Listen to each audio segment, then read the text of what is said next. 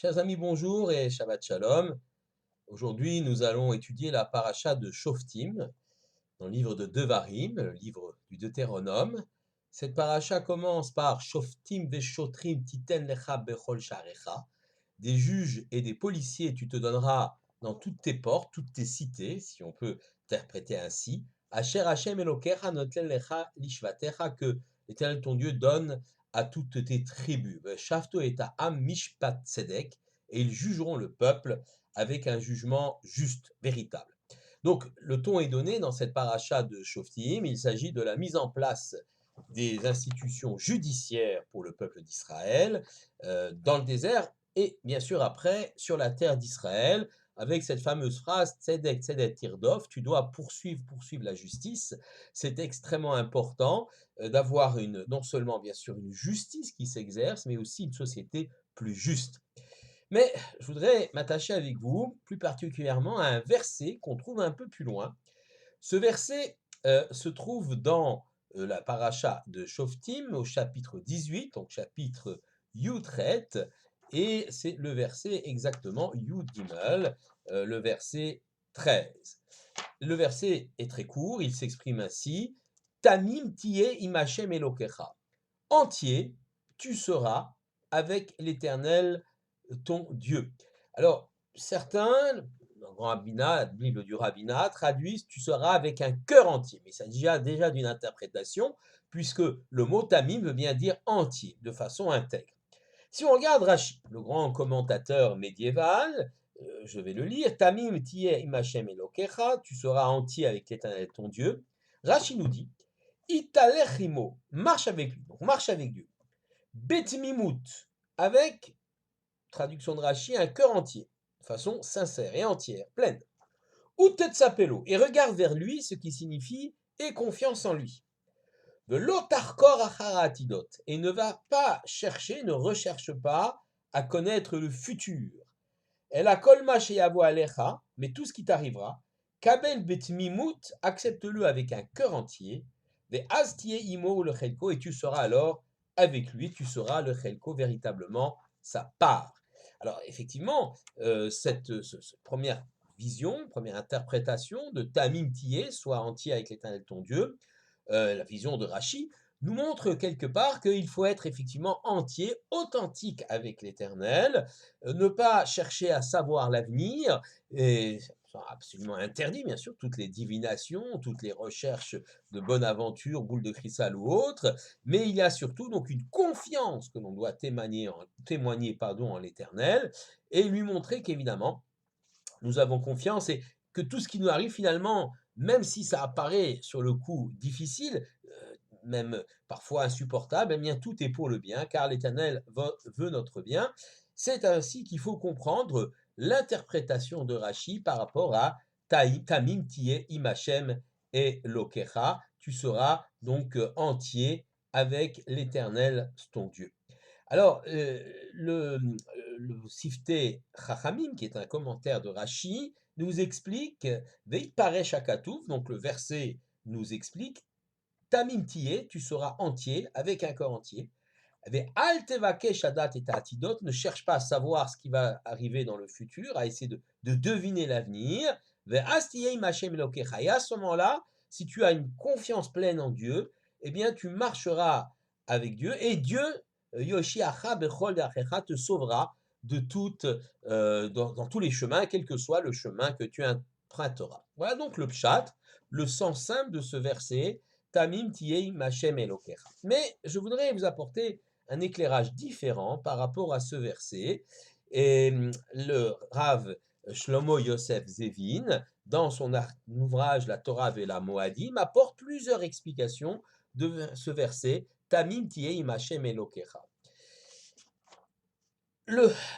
Donc, Rav Shlomo Yosef Zevin nous explique qu'il y a trois dimensions dans le monde dans lequel l'homme va évoluer.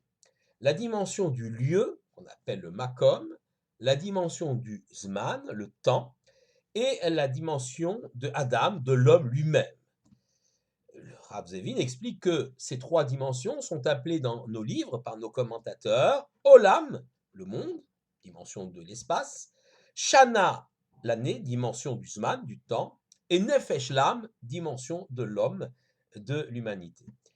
Et il nous dit que tous les lieux, tous les temps et l'homme lui-même n'est pas, il n'y a pas d'égalité entre tout cela. Tous les temps ne sont pas égaux, tous les lieux ne sont pas égaux, et chez l'homme lui-même, il y a des parts plus nobles, des côtés de l'homme plus nobles et des éléments qui sont moins nobles. Ce qu'on appelle la Kedusha, la sainteté, ce qui confère effectivement quelque chose qui nous rapproche de l'éternel, eh bien, elle n'est pas de la même dimension par rapport au lieu où on peut se trouver. Si nous prenons l'exemple du lieu. Par exemple, nous savons très bien que le lieu du Beth Amikdash, le lieu du temple de Jérusalem, eh bien, comporte une sainteté particulière. On ne peut pas y aller comme ça.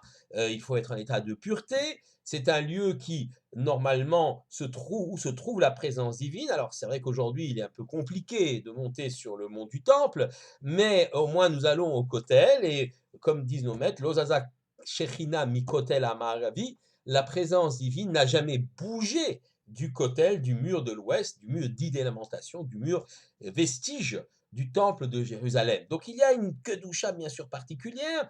Yerushalayim, la ville de Jérusalem elle-même, porte une kedusha particulière, un peu inférieure à celle du Kotel, et puis, ou du mont du Temple, et puis ensuite toute la terre d'Israël porte une kedusha, une sainteté particulière, mais encore un peu inférieure à Jérusalem, et ensuite tout le reste du monde, la galoute. Voilà, donc il y a des différences de sainteté, d'importance, de proximité avec le Créateur par rapport au lieu. On trouve la même chose par rapport aux zman, au temps.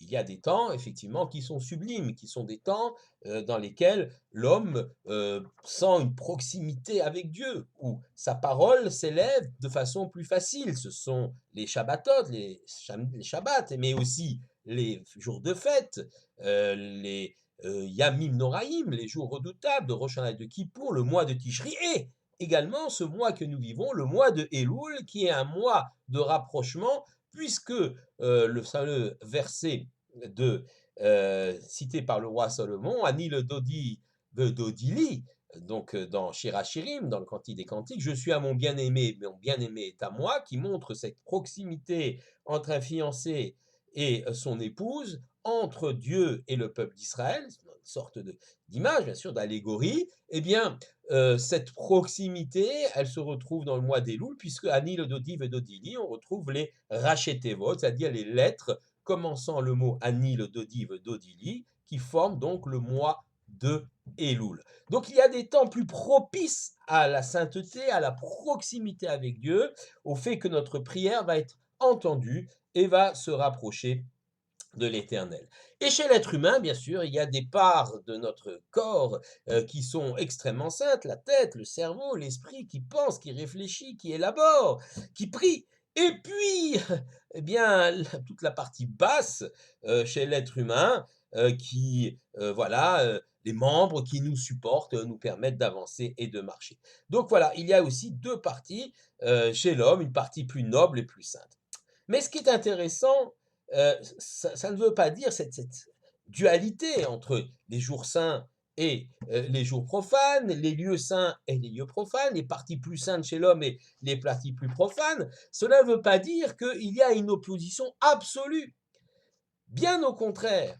Et c'est là qu'intervient le verset Tamim tiye im Hashem Elokecha, sois entier avec l'Éternel ton Dieu. Et ce que veut dire le Rav Zevin, et c'est ça qui est intéressant, il relie un peu, réinterprète cette phrase-là, sois entier, tout entier, ton corps tout entier, les parties nobles comme celles de la réflexion, comme les parties basses de ton corps, dans le temps, les temps les plus nobles, les temps les plus saints, comme les temps les plus profanes.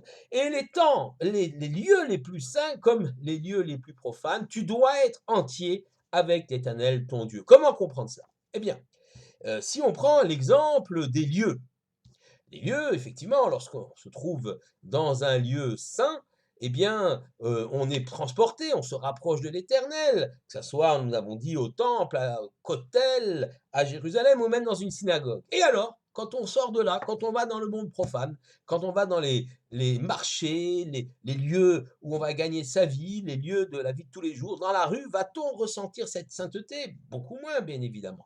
Eh bien, c'est là qu'intervient ce verset. Tamim tiyeim Hashem Elokecha. Même dans ces lieux-là, tu devras t'efforcer d'y introduire une certaine sainteté, soit que tu l'as prise, capturée lorsque tu étais à la synagogue et tu l'as introduit dans ces lieux-là, et aussi par le fait que, quelle que soit ton activité, eh bien, il y a une halakha, il y a une loi, il y a une Torah pour toutes les activités. Il y a une façon juive, conforme à la halakha, à la loi juive, de faire du commerce, une façon juive d'être artisan, une façon juive d'être médecin, etc., etc., etc. Et donc, on va introduire une dimension de sainteté, même dans des lieux qui, a priori, ne le sont pas, comme la place du marché. Même chose pour le Zman, pour le temps. Évidemment, nous vivons des expériences extraordinaires, très spirituelles, le jour de Rosh Hashanah, de Kippour, les jours de Shabbat, et alors, quand arrive le jour profane? Eh bien, toute l'idée est de capturer encore une fois ce regain d'énergie spirituelle que nous avons pu avoir pendant ces jours extraordinaires, ces jours de sainteté, ces jours sublimes, pour les tirer et en prendre quelque peu, quelques miettes, quelques étincelles, mais cela suffit. Durant les jours de la semaine, durant les jours profanes, là aussi, tamim tiyam Hashem Elokecha. Tu seras même au moment des jours profanes, en dehors du Shabbat, des fêtes, où évidemment là, tu es tout baigné de sainteté, avec toutes les mitzvot et tout ce qui te rapproche de l'Éternel, mais en dehors de cela, là aussi, tu devras quelque part rechercher cette proximité, cette sainteté avec l'Éternel, en sanctifiant ce qui est banal et ce qui est quotidien. Quant au corps de l'homme, nous l'avons compris, le judaïsme ne fait pas de séparation entre le corps et l'esprit.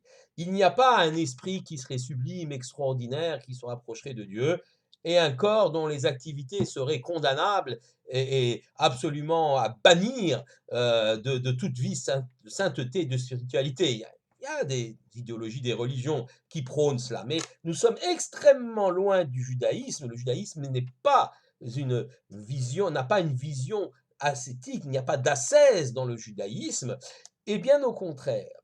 Si effectivement l'esprit, la pensée, la parole, tout cela est sublime et élève l'homme, eh bien aussi les activités conduites par des parties moins nobles du corps de l'homme, supposées moins nobles, eh bien rentrent même dans le cadre de la Kedusha et de la sainteté. Si par exemple consommer un aliment pourrait être considéré comme quelque chose de banal, de vital pour simplement assurer sa vie, eh bien, on peut le faire à la manière d'un animal, simplement pour se nourrir ou avoir du plaisir de la nourriture, et on peut le faire aussi de façon à ce que cet aliment choisi rigoureusement selon les règles de la cache-route, cet aliment sur lequel on va prononcer une bracha, une bénédiction avant de le consommer, cet aliment qui sera peut-être un élément qui va rassembler plusieurs personnes autour d'une discussion de Torah, la famille tout simplement, eh bien cet aliment va devenir lui-même l'instrument de l'élévation spirituelle. Et la bouche qui consomme,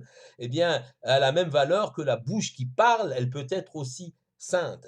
Et puis, même les parties basses de l'homme, nous avons dit, les jambes, les pieds nous amènent peut-être vers des horizons extraordinaires, les organes reproducteurs de l'homme, ils répondent à une envie biologique de l'homme ou de la femme, eh bien, peuvent être mis au service d'une mitzvah dans le cadre du mariage et dans le cadre de l'amour qu'un homme peut apporter à sa propre épouse. Et il y a bien sûr une dimension forte et spirituelle dans cela. Donc, tamim tiyeim Hashem Elokecha, sois entier, complet avec l'Éternel ton Dieu, c'est un message extrêmement fort. Il n'y a pas de juif dans la synagogue et de quelqu'un qui se cache à l'extérieur de la synagogue. Bon, je sais bien qu'à une certaine époque, on disait sois juif ou israélite chez toi, mais quand tu sors, masque tout cela. Il ne s'agit pas de cela. Il ne s'agit pas non plus d'être ostentatoire à l'extérieur. C'est pas dans ça dont il s'agit, ou d'utiliser le judaïsme comme un drapeau politique. C'est pas du tout ça dont il s'agit, mais simplement